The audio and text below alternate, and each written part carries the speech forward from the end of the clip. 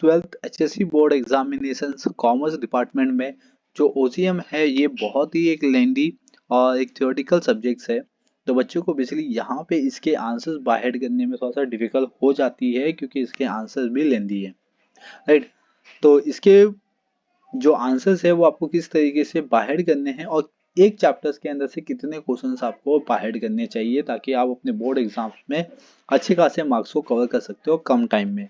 यानी कि अभी तक बहुत सारे बच्चों ने अपने ट्वेल्थ की प्रिपरेशन स्टार्ट नहीं की है और वो स्टार्ट करने के लिए सोच रहे हैं, यानी कि वो प्लान कर रहे हैं कि हमें किस तरीके से अपने सब्जेक्ट्स को कवर करना चाहिए, राइट।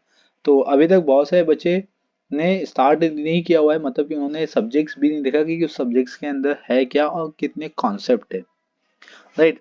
तो यहाँ पे मैं आपको इस वीडियो में ओसीएम यानी कि organisation of commerce and management के इम्पोर्टेंट कॉन्सेप्ट और क्वेश्चंस के ऊपर बताऊंगा कि आप अपने पूरे पेपर को किस तरीके से कवर कर सकते हो। जो ओसीएम का क्वेश्चन है, ठीक है, हर एक चैप्टर में से कितने करने चाहिए और कितना पॉइंट याद करना चाहिए ताकि हमारा ये जो कम टाइम है बोर्ड एग्जामिनेशन के लिए वो कवर हो जाए। हम अदर सब्जेक्ट्स को भी कवर करना चाहते हैं तो अदर सब्जेक्ट्स में कितने इंपॉर्टेंट क्वेश्चन बनते हैं, किस चैप्टर से कितने क्वेश्चंस आते हैं बोर्ड एग्जामिनेशंस में, ठीक है, ये सब मैं आपके साथ डिस्कस करूंगा। लेकिन आज इस वीडियो में मैं आपको सिर्फ ओसीएम के बारे में बताऊंगा और स्ट्रैटेजी बताऊंगा कि आप ओसीएम में कितने पॉइंट याद कर सकते हो और किस तरीके से याद कर सकते हो। इसके रिगार्डिंग आपके जितने अदर सिलेबस हैं, ठीक है, सब पे मैंने वीडियो बना दिया हुआ है, ठीक है, जिसका लिंक आपको डिस्क्रिप्शन बॉक्स में मिल जाएगा। या तो आप PYQ को भी रिफर कर सकते हो अपने एग्जामिनेशंस के लिए, बोर्ड एग्जामिनेशंस के लिए। PYQ दैट इज में प्रीवियस ईयर क्वेश्चन पेपर, इसके सॉल्यूशंस ये बेसिकली मेरे वेबसाइट पे मिल जाएंगे, मैं आपको आगे चल के बता दूंगा वीडियो में। लेकिन अभी हम अपना वीडियो स्टार्ट करते हैं ताकि मैं आप अपना टेक्स्ट बुक और एक पेंसिल ले लीजिए, ठीक है। पेंसिल इसलिए कि ताकि आप मार्क कर सको कि आपको कौन कौन से क्वेश्चन और कितने क्वेश्चन करने हैं हर एक चैप्टर में से। चलिए स्टार्ट करते हैं हम अपना organisation of commerce and management, जो कि आपके बोर्ड एग्जाम में रिटन मार्क्स के लिए 80 मार्क्स के लिए आएगा और इसका एबीटी जो होगा वो 20 मार्क्स के लिए होगा, यानी कि आपको 100 मार्क्स के पूरे पेपर्स देने हैं, राइट। और 20 मार्क्स का जो एबीटी होगा वो आपको राइटिंग में आता है, जिसके अंदर आपको ऑब्जेक्टिव क्वेश्चन पूछे जाते हैं, राइट। तो जो ऑब्जेक्टिव्स है वो आपके टेक्स्ट बुक के पीछे दिए गए ऑब्जेक्टिव्स वही आपको करने हैं। वो अगर आपने ऑब्जेक्टिव्स कर लिया तो आपने क्या कर लिया, फिर 20 मार्क्स, ठीक है, 20 मार्क्स आपका एबीटी हो जाएगा, प्लस आप 20 मार्क्स अपना बोर्ड के पेपर्स में आने वाला क्वेश्चंस को भी कवर कर सकते हो। यानी कि एबीडी आपका 20 मार्क्स का होता है और 20 मार्क्स आपके बोर्ड के क्वेश्चन पेपर में पूछे जाते हैं ऑब्जेक्टिव्स। तो यहाँ से आप अपने 40 मार्क्स को बचा सकते हो और कंबाइंड रूल पासिंग के अकॉर्डिंग अब ये पास हो गए, मतलब आपको ऑब्जेक्टिव में इतना ध्यान देना पड़ेगा कि आपका एक भी मार्क्स ऑब्जेक्टिव्स के अंदर ना कटे, तो आप इजी तरीके से क्या हो सकते हो, पास हो सकते हो। लेकिन हमें पास नहीं होना है, हमें अच्छे खासे मार्क्स निकालने हैं वो भी कम टाइम में। तो हमें क्या करना पड़ेगा और किस तरीके से हम अपनी तैयारी कर सकते हैं। जिन बच्चों ने अभी तक स्टार्ट नहीं किया है, ठीक है, उनके लिए ये है वो स्टार्ट करें। देखिए हमें जो मेहनत करनी है, देखिए वो सिर्फ रट्टा फाई की मेहनत नहीं करनी है, हमें थोड़ा सा इफेक्टिव देना है इसमें, देखिए एफिशिएंसी देना है ताकि हम अपने सब्जेक्ट्स को भी कवर कर सके और पेपर को भी इसी तरीके से कवर कर सके। चलिए यहाँ पे मैं आपको बता दूं फर्स्ट वन जो अपना फर्स्ट चैप्टर है, यहाँ पे प्रिंसिपल ऑफ मैनेजमेंट, इसके अंदर कितने क्वेश्चंस आपको अटेम्प्ट करने हैं, याद करने हैं, दैट इज मीन, और कितने क्वेश्चंस आपको यहाँ पे इंपॉर्टेंट बन सकते हैं। जैसे कि फर्स्ट वन यहाँ पे देख सकते हो, nature of principle of management. मैं आपको बता दूं कि मैं हर एक चैप्टर में से आपको टोटल 5 क्वेश्चन ही बताऊंगा कि यही 5 क्वेश्चन जो आपके बोर्ड एग्जामिनेशन में बनते हैं, जो कि मैंने एनालिसिस किया हुआ है 5 इयर्स के पेपर्स को, और 5 इयर्स के पेपर्स में मैंने देखा हुआ है कि हर एक चैप्टर में से 5 क्वेश्चन ही बनते हैं और उसी 5 क्वेश्चन से आपके पूरे पेपर खत्म हो जाते हैं। तो इंपॉर्टेंट क्वेश्चन है ये आपके ओसीएम के 12th कॉमर्स एचएससी बोर्ड, ठीक है, और ये बोर्ड है 2023 का। Nature of the principle of management यहाँ पे देख सकते हो, तो इसके अंदर ये जो प्रिंसिपल है, ठीक है, टोटल इसके अंदर देख सकते हो कि आपको 7 पॉइंट गिवन है, राइट। और हमेशा जो nature of principle of management होता है आपको या तो 4 मार्क्स के लिए आएगा, ठीक है, या तो 5 मार्क्स के लिए आएगा। याद रखिए कितने मार्क्स के लिए आएगा, या तो 4 मार्क्स के लिए आएगा या तो 5 मार्क्स के लिए आएगा। तो आप इसमें से ज्यादा क्या करोगे, 7 पॉइंट ही करना होता है। लेकिन आप 7 पॉइंट में अभी देख सकते हो कि इसमें बड़े बड़े आंसर दिए गए, तो आपको सब बड़े बड़े आंसर्स नहीं करने हैं, ठीक है। इसमें से आपको कट करना है जितना भी आपको याद होता है, जो आपको लगता है कि ये लाइन आपके लिए इजी है, तो आप उस तरीके से इसको याद रख सकते हो। चलिए के बाद है यहाँ पे सिग्निफिकेंस ऑफ मैनेजमेंट। देखिए बच्चे लोग ये बेसिकली नेचर और सिग्निफिकेंस स्किप कर देते हैं, और कभी कभी ये क्वेश्चन बन भी जाता है, तो यहाँ पे फिर बच्चे कंफ्यूज हो जाते हैं कि इसको किस तरीके से अटेम्प्ट किया जाए, है ना। तो यही है कि जो आप स्किप करते हो और वही एग्जाम में आ जाता है।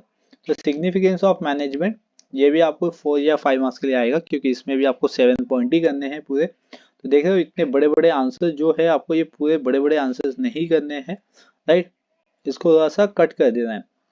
आपको मालूम है आपको 5 मार्क्स के लिए लिखना है, तो कितने पॉइंट लिखने होंगे इसके अंदर और कितना बड़ा आंसर लिखना होगा, उसके अकॉर्डिंग जाना है, ठीक है। या आप अपने अकॉर्डिंग इसको रीड करके कट कर सकते हो। यहाँ पे जितने भी बड़े आंसर आपको मिलते हैं उसको आराम से रीड कीजिए, ठीक है, समझिए और उसको कट कर दीजिए, राइट। हर एक चैप्टर से मैं 5 क्वेश्चन बताऊंगा, और वो 5 क्वेश्चन आपके बोर्ड के पॉइंट ऑफ व्यू से इंपॉर्टेंट होगा, राइट। ये जो बड़े बड़े आंसर्स है उसको थोड़ा सा रीड कीजिए, 1-2 लाइन इसमें से कट कर दीजिए, ठीक है, तो आपका एक अच्छा खासा आंसर बन जाएगा। नेक्स्ट मूव ऑन करते हैं हेनरी फ्योल के 14 प्रिंसिपल के बारे में। तो हेनरी फ्योल के यहाँ पे 14 प्रिंसिपल बच्चों ने पढ़ा होगा, ठीक है। यहाँ पे देख सकते हो कि टोटल पूरा 14 प्रिंसिपल है, बच्चे पूरा 14 के 14 प्रिंसिपल बाहर करना चालू कर देते हैं। लेकिन मैं आपको बता दूं कि ये 14 प्रिंसिपल पूरा नहीं आता है एग्जाम में, ये सिर्फ 5 मार्क्स के लिए यहाँ पे बनते हैं, ज्यादा से ज्यादा 5 मार्क्स इनका होता है। तो आपको एनी 7 पॉइंट इसमें से करने, कितने, एनी 7, सीधा हाफ कर दो इसका, तो एनी 7 पॉइंट आपको यहाँ से बाहर करने, राइट। जो भी आपको इजी लगता है आप 7 पॉइंट इसको बाहर कर सकते हो।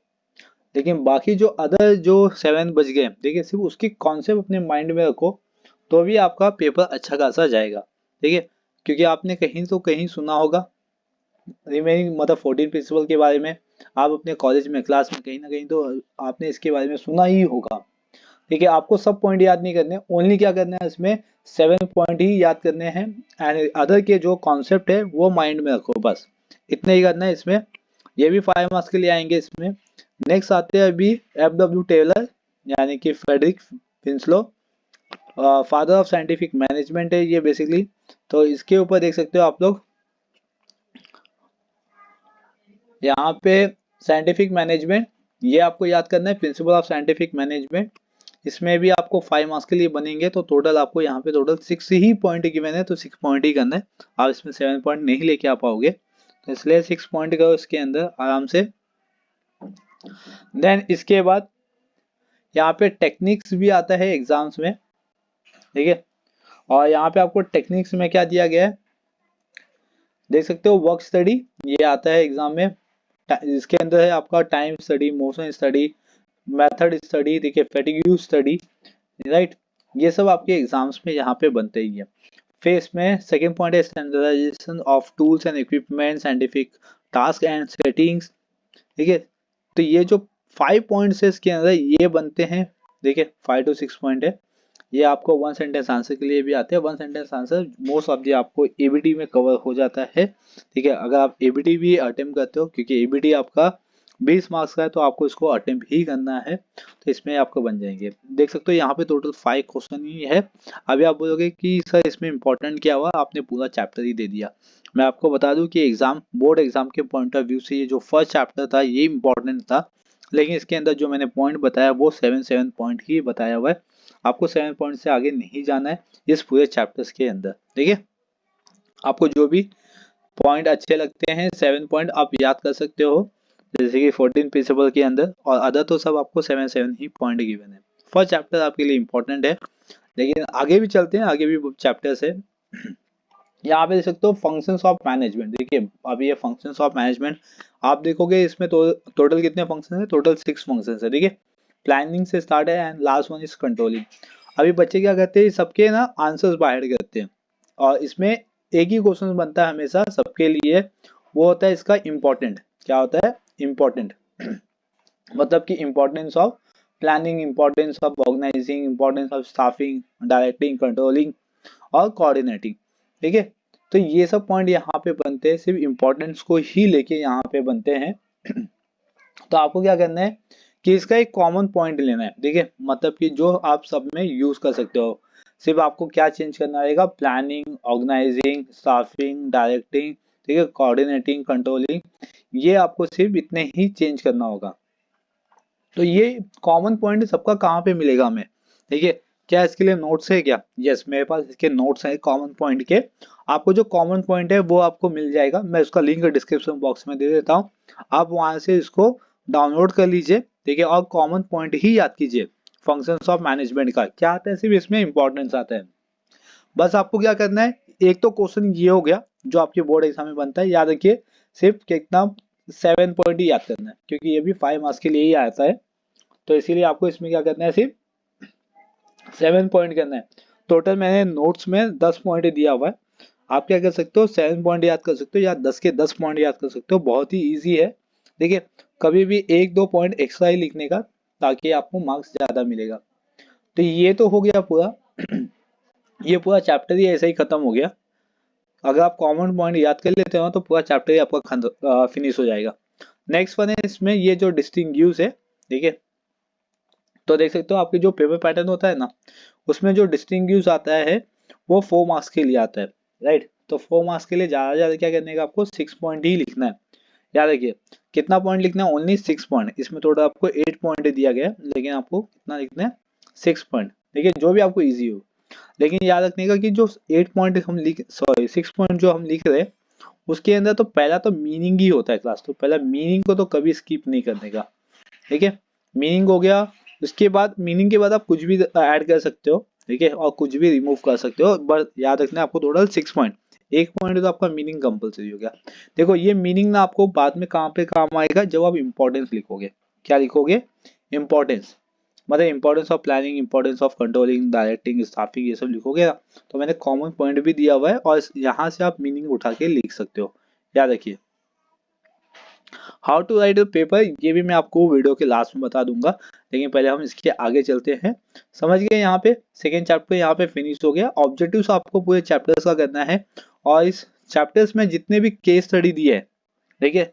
देखिए, हर एक चैप्टर के पीछे आपको केस स्टडी दिए गए, और जो केस स्टडी होता है ना, वो 6 मार्क्स के लिए आपके एग्जाम में पूछे जाते हैं। कितने मार्क्स के लिए, केस स्टडी जो होता है ना, वो 6 मार्क्स के लिए पूछे जाते हैं, यानी 2 करने होते हैं, 3 दिए होते हैं। तो जो केस स्टडी का एक्सप्लेनेशन है, ठीक है, चैप्टर के जो पीछे दिया गया केस स्टडी का एक्सप्लेनेशन, ये मैंने इसकी वीडियो पहले ही बना दी है। मुझे मालूम है बच्चों को इसकी नीड होती है, केस स्टडी समझ में नहीं आती है।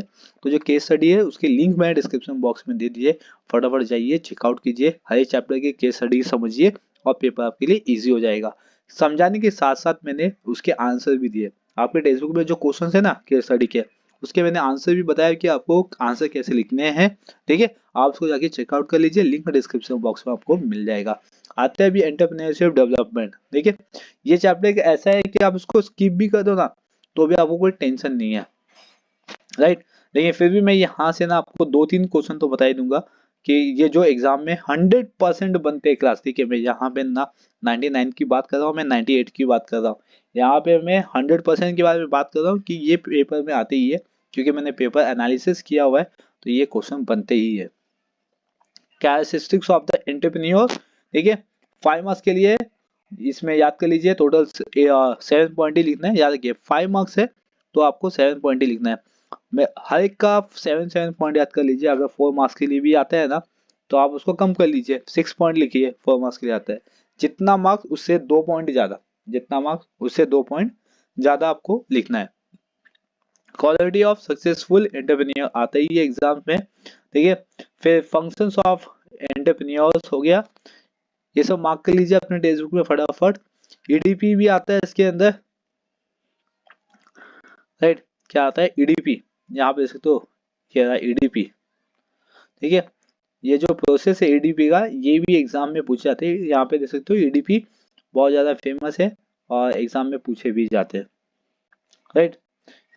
बस ये चैप्टर्स यहाँ पे फिनिश होता है। इस चैप्टर्स में बस इतने ही करना जितना मैं मार्क करवा रहा हूँ। अगर आपने उतना भी पढ़ के गए तो आपके अच्छे खासे मार्क्स निकल जाएंगे, यानी कि आपका कुछ नहीं तो 60, 65, 75 तक आराम से निकल जाएंगे।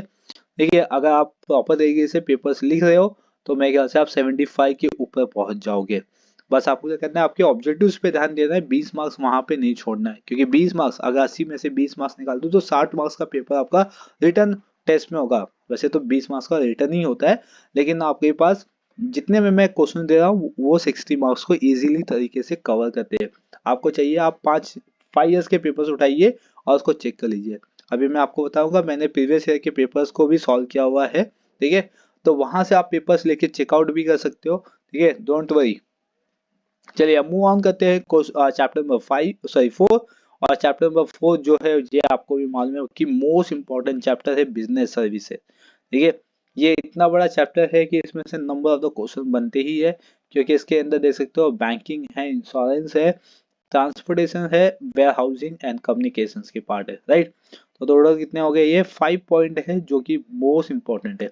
और जो एग्जाम में सीधा 8 मार्क्स के लिए आता है ना, वो बैंकिंग से आता है। कहाँ से आता है, ये देखो बैंकिंग से सीधा 8 मार्क्स के लिए क्वेश्चन यहाँ पे पूछे जाते हैं बैंकिंग से। और बैंकिंग में क्या पूछा जाता है आपका, ये भी बता दूं मैं, यहाँ पे देखो, यहाँ पे पॉइंट लिखा होगा, इसके पेज नंबर मैं आपको बता देता हूँ। यहाँ पे पहले तो टाइप्स ऑफ बैंक दिया हुआ है, तो टाइप्स ऑफ बैंक इतना नहीं आता है, ये पेज नंबर है आपका 61, ठीक है, ठीक है, 61 पे इसमें क्या लिखा हुआ है, functions of commercial bank class, ठीक है, फंक्शंस ऑफ कॉमर्शियल बैंक। ये सीधा 8 मार्क्स के लिए क्वेश्चन पूछ दिए जाते हैं, ठीक है। मतलब जो आपको 8 मार्क्स में जो क्वेश्चन बनते हैं ना, उसमें 2 ही क्वेश्चन आते हैं। कितने आते हैं, 2 क्वेश्चन इसमें से आते हैं, ठीक है। एक तो इसमें से ये होता है आपका क्या, फंक्शंस ऑफ कॉमर्शियल बैंक, ठीक है। सिर्फ 2 ही क्वेश्चन पूछे जाते हैं इसमें, और ये सबसे लास्ट में आते हैं। लास्ट वाला जो क्वेश्चन नंबर होता है, क्वेश्चन नंबर 8 होता है क्लास, ठीक है। 8 में 8 मार्क्स के लिए आता है, 2 क्वेश्चन आते हैं और कोई एक अटेम्प्ट करना होता है आपको, बस इतना ही है, ठीक है।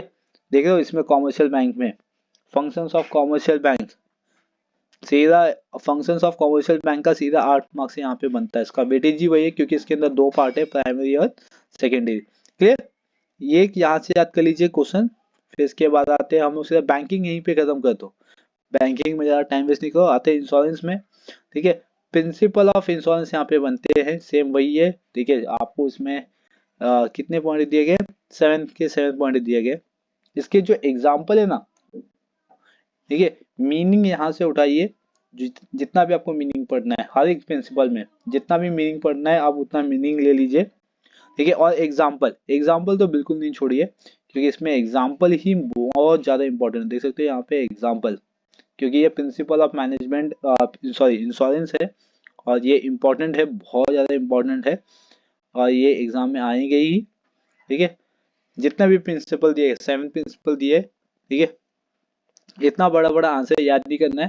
देखो ओसीएम एक ऐसा सब्जेक्ट है ना, आप इसको रीड कर लो ना तो भी आपके माइंड में बैठ जाता है, ऐसा सब्जेक्ट है आप, ठीक है। एकदम कॉन्सेंट्रेट कीजिए, ठीक है।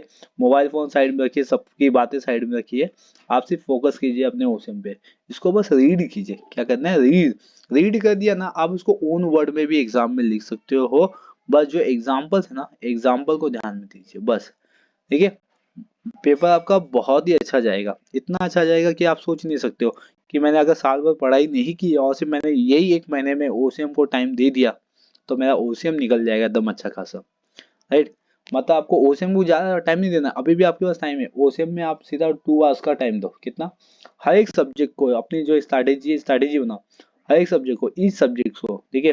कितना, सिर्फ ओनली 2 आवर्स का टाइम दो ईच सब्जेक्ट, ठीक है। कितना बोल रहा हूँ मैं, 2 आवर्स का टाइम, अच्छा खासा आपका बन जाएगा, ठीक है। अभी आपके प्रीलिम्स भी आएंगे जनवरी में, ठीक है। और ज्यादा नहीं होगा, कंटिन्यूस सब एग्जाम्स होंगे आपके, आपको टाइम टेबल भी मिल गया होगा, कंटिन्यूस एग्जाम होंगे, जल्दी जल्दी खत्म करने की बात चल रही है यहाँ पे।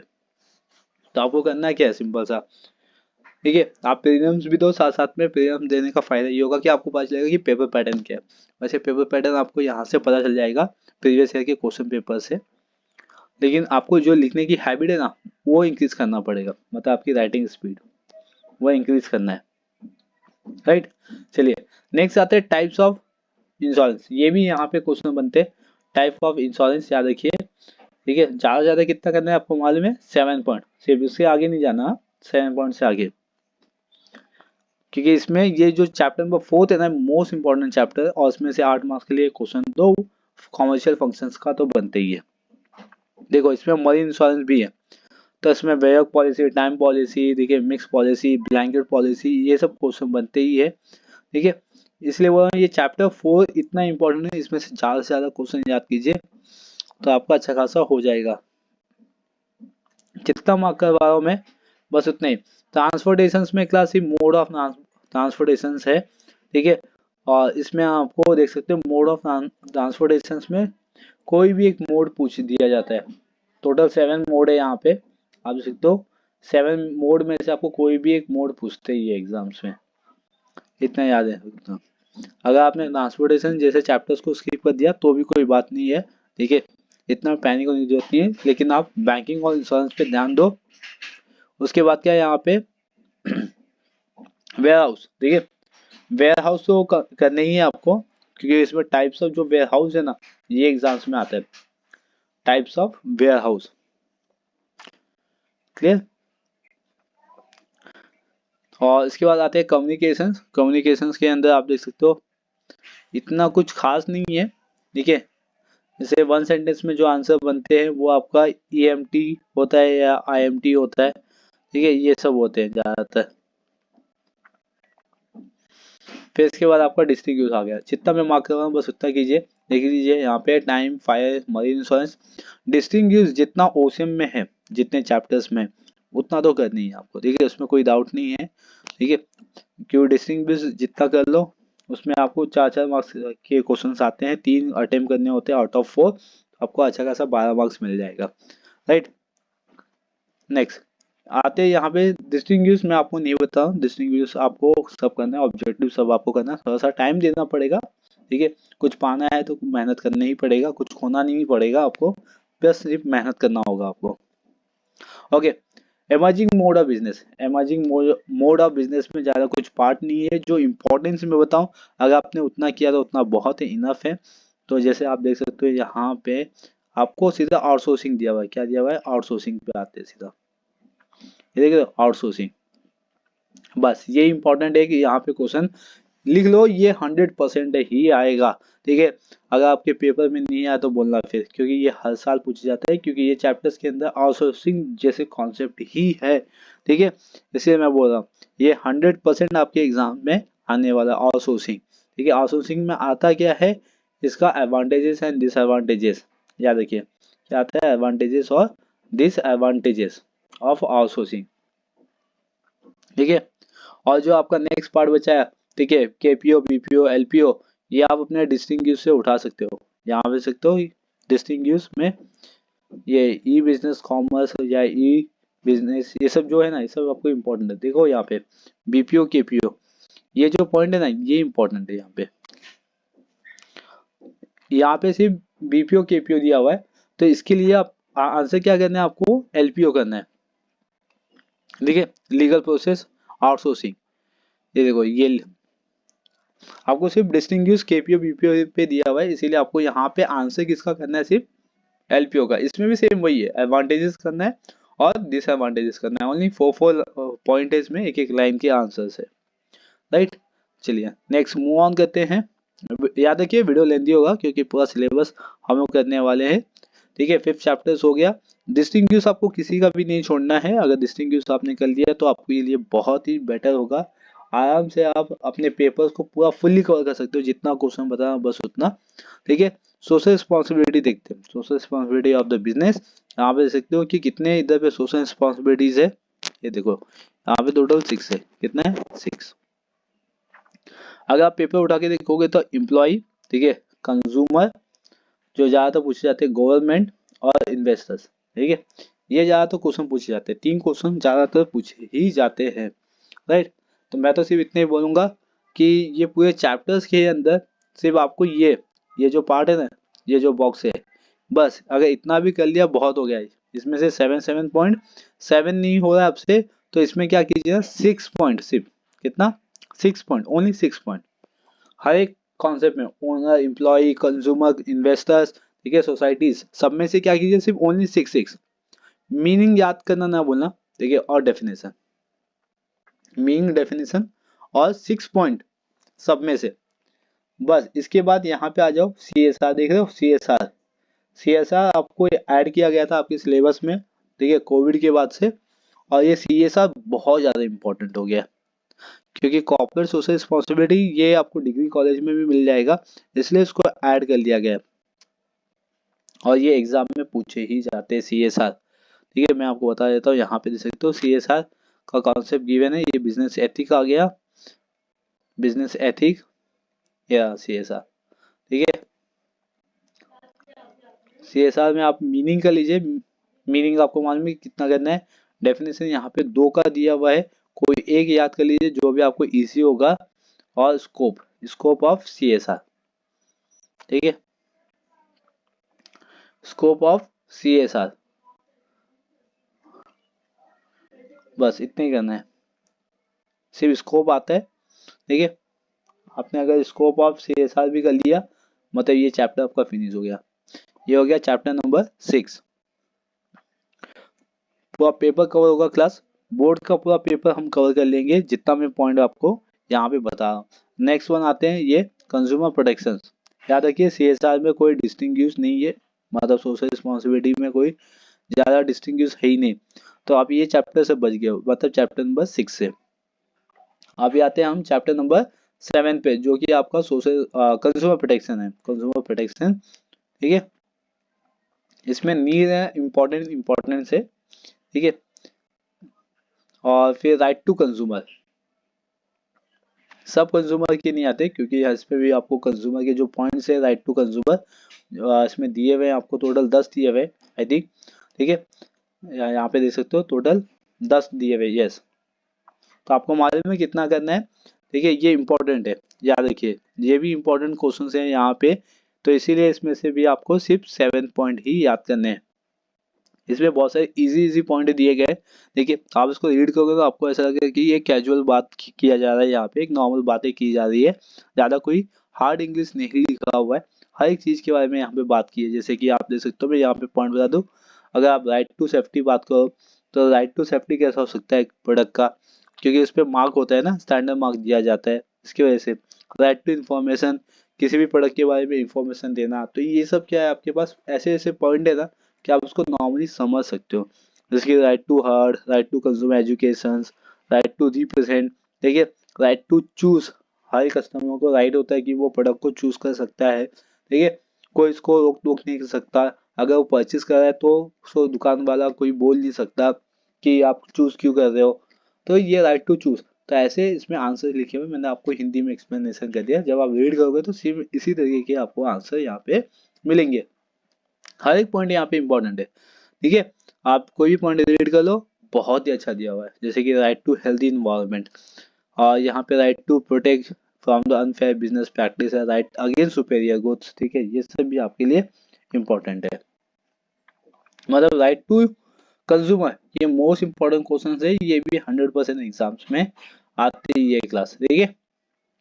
Then next one move on करते हैं हम लोग, इसमें अब आपको खत्म, इतना ही है, इसमें इतना कुछ नहीं दिया हुआ है, सिर्फ ये एक डिस्टिंग्विश दिया है, डिस्ट्रिक्ट, स्टेट और नेशनल। याद रखिए, ये देखिए 100% लिख के ले लो, ये आते ही आता है, क्योंकि ये पूरे चैप्टर्स के अंदर ना यही एक डिस्टिंग्विश है, पूरा डिस्टिंग्विश में यही एक डिस्टिंग्विश है, बस। और ये चैप्टर पूरा फिनिश हो गया, ठीक है। अब आते हैं हम चैप्टर नंबर 8 पे, जो कि अपना OCM का लास्ट चैप्टर और इम्पोर्टेंट चैप्टर में से एक, जो कि इसमें 3 ही क्वेश्चंस बनते हैं, राइट। आते हैं हम लोग इसके इम्पोर्टेंस ऑफ मार्केटिंग पे, ठीक है। पहले आते हैं हम इम्पोर्टेंस ऑफ मार्केटिंग, ये देखो, importance of marketing. Importance of marketing में कैसा है ना, कि इसमें पार्ट दे दिया गया, 3 पार्ट है। यहाँ पे देखिए सोसाइटी एक दे दिया गया है, और एक फॉर्म दे दिया गया है इसमें, और एक लास्ट वन है इसमें कंज्यूमर, समझ। ये 3 जो कॉन्सेप्ट है इम्पोर्टेंस ऑफ मार्केटिंग, इसमें से एक कॉन्सेप्ट तो एग्जाम में बनते ही है। और उसके बाद आते हैं फंक्शंस ऑफ मार्केटिंग, ठीक है। फंक्शंस ऑफ मार्केटिंग, और इसके बाद आ गया मार्केटिंग मिक्स। ठीक है, ये 3 क्वेश्चन यहाँ से बनेंगे। टोटल इसमें 7 पॉइंट दिया हुआ है और इसमें से ये 8 मार्क्स के लिए भी आता है कभी कभी मार्केटिंग मिक्स के लिए। ठीक है, 8 मार्क्स के लिए क्वेश्चन बन जाते हैं। तो आपको क्या करना है कि ये जितने भी मैंने मार्क करवाए ये आपको याद कर लेना है। ठीक है, 10 आपने हर एक चैप्टर में से 7 पॉइंट कर लिया, डिस्टिंग्विश कर लिया, ऑब्जेक्टिव्स कर लिया। ठीक है, ये आप एक महीने के अंदर आराम से कर सकते हो। जितना मैंने पॉइंट टिक करवाए बस उतने ही कीजिए, उसके आगे मत जाइए। ठीक है, एक भी आंसर बाहर मत कीजिए एक्स्ट्रा। देखिए, कंफ्यूज होने की जरूरत नहीं है कि मेरा दोस्त ये कर रहा है, मुझे यहाँ से इंपॉर्टेंस मिला, मुझे वहां से इंपॉर्टेंट मिला। जितना मैंने दिया हुआ वो 100% आप अपने पूरे पेपर को, 60 मार्क्स का पेपर पूरा आप कवर कर सकते हो और 20 मार्क्स आपके इसमें ऑब्जेक्टिव्स बनेंगे तो हो गया। ठीक है, अब जो इसके अंदर इंपॉर्टेंट है, देखिए अभी ये 20 मार्क्स का सिर्फ आपका ऑब्जेक्टिव्स है और उसके अंदर जो केस स्टडी आता है, देखिए वो केस स्टडी आपके लिए 6 मार्क्स है, यानी 60 मार्क्स में से ही आपके केस स्टडी आते हैं, तो 6 मार्क्स का आपका केस स्टडी हो गया इसमें। समझ रहे हो आप? तो जो केस स्टडी है उसका लिंक तो मैंने डिस्क्रिप्शन बॉक्स में दे दिया है ताकि आपको केस स्टडी एकदम अच्छे तरीके से समझ जाए। अब बचे जो मार्क्स 54 मार्क्स का है, ठीक है, उसके लिए देखते हैं। उसके लिए क्या करना है आपको, मैंने इसका लिंक दे दिया हुआ है, प्रीवियस ईयर के जो पेपर्स है उसको रिफर कर लेना है। जैसे आप यहाँ पे देख सकते हो, HSC board exam paper solution है यहाँ पे पूरा। ठीक है, हर एक सब्जेक्ट्स के यहाँ पे आप देख सकते हो। ओसीएम है 2023 का, यहाँ पे एसपी है 2023 का, इकोनॉमिक है 2022 का। ठीक है, फिर यहाँ पे ओसीएम है 2022 का। ठीक है, इस तरीके के मैंने पेपर सोल्यूशन भी दिया है। मैं इसको ओपन कर लेता हूँ। ये देख सकते हो यहाँ पे पेपर्स है। ठीक है, इसके पेपर पैटर्न देख सकते हो आप यहाँ पे। जो आपके बनेंगे 20 मार्क्स के यहाँ पे ऑब्जेक्टिव्स बनते हैं। देखो यहाँ पे 20 मार्क्स के ऑब्जेक्टिव्स है। ठीक है, इसका मैंने आपको सोल्यूशन दिया हुआ है, प्रीवियस ईयर के पेपर का सोल्यूशन, जिसका लिंक मैं डिस्क्रिप्शन बॉक्स में डाल दिया हुआ है। देन देखो यहाँ पे फिर 6 मार्क्स का आपका ऑब्जेक्टिव ये केस स्टडी बनता है। तो 26 मार्क्स आप इधर आराम से कवर कर सकते हो। 20 मार्क्स का ऑब्जेक्टिव एकदम अच्छे से कीजिए, एक मार्क्स भी आपका कट नहीं होना चाहिए। और 6 मार्क्स का आप अपने केस स्टडी पे ध्यान दीजिए। ठीक है, केस स्टडी की वीडियो जो है उसके लिंक मैं डिस्क्रिप्शन बॉक्स में दे दिए हुए। फिर नेक्स्ट यहाँ पे देख सकते हो, इसका लिंक दे दिया मैंने ताकि आप पेपर देख सके और डाउनलोड कर सके हो।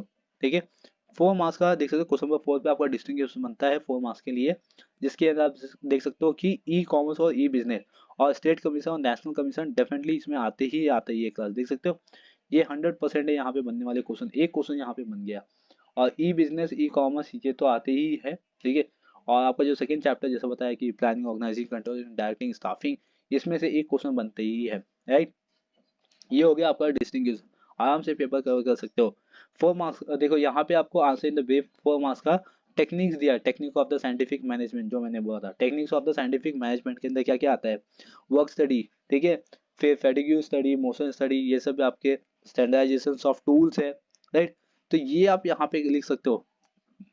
यहाँ पे नीड दिया, need of the consumer protection, जैसे मैंने बताया था कि नीड इंपॉर्टेंट है।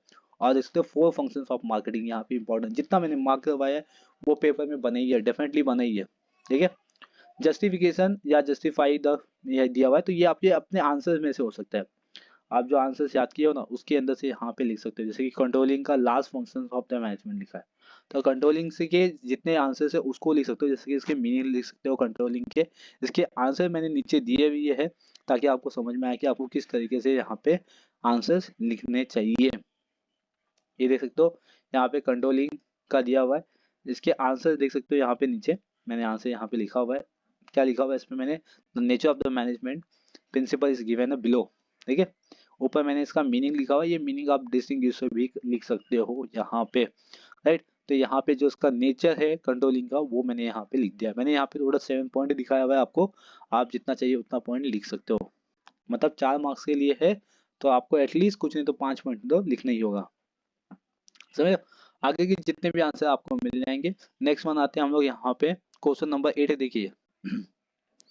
इसमें क्या दिया है, मोड ऑफ ट्रांसपोर्टेशन, जिसमें रोड ट्रांसपोर्टेशन दिया हुआ है और एडवांटेजेस और डिसएडवांटेजेस ऑफ ट्रांसपोर्टेशन दे दिया गया। और इसके अगेंस्ट में आप देखोगे यहाँ पे, मैं यहाँ पे दिखा देता हूँ आपको।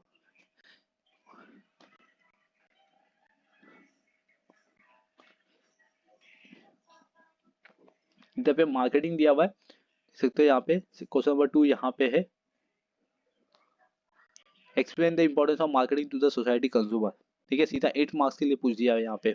सोसाइटी एंड कंज्यूमर दोनों मिक्स करके पूछा हुआ है, समझ लो, इसलिए मेरा पॉइंट यहाँ पे बना हुआ है importance of marketing to the society, एक ये बना पॉइंट यहाँ पे, ठीक है, और दूसरा यहाँ पे कंज्यूमर के रिगार्डिंग बनेगा, तो इसने मिक्स कर दिया है। तो जितने मैंने मार्क करवाए आपको इतना यहाँ पे क्वेश्चन बन गया इजीली। अगर मैं इसको 2022 का पेपर देखेंगे हम लोग, ठीक है, ये देख सकते हो 2022 का पेपर है, इसको हम ओपन करते हैं, ये सबका लिंक आपको डिस्क्रिप्शन बॉक्स में मिल जाएगा।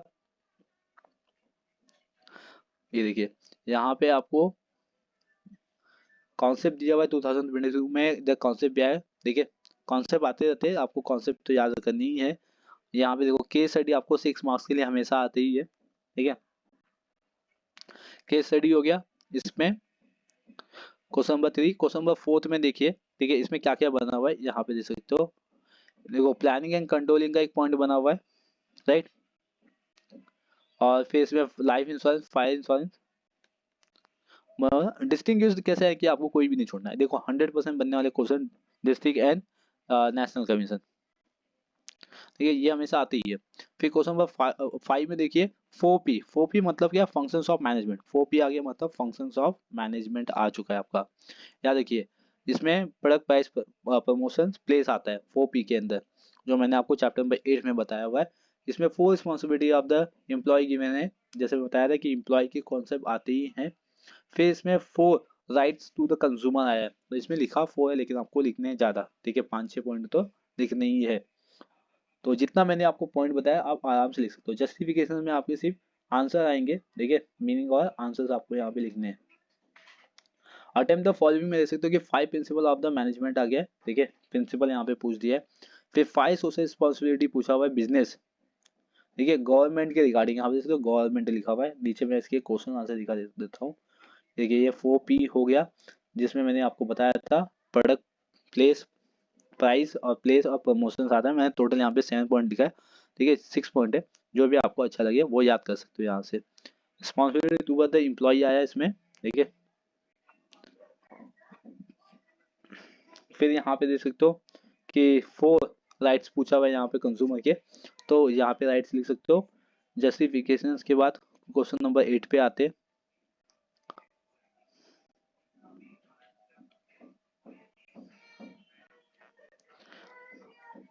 देख सकते हैं एक्सप्लेन द एनी 5 रिस्पॉन्सिबिलिटी दिया गया है यहाँ पे, किसका, गवर्नमेंट का, याद रखिए ये किसका है, गवर्नमेंट का, ठीक है, इस तरीके से।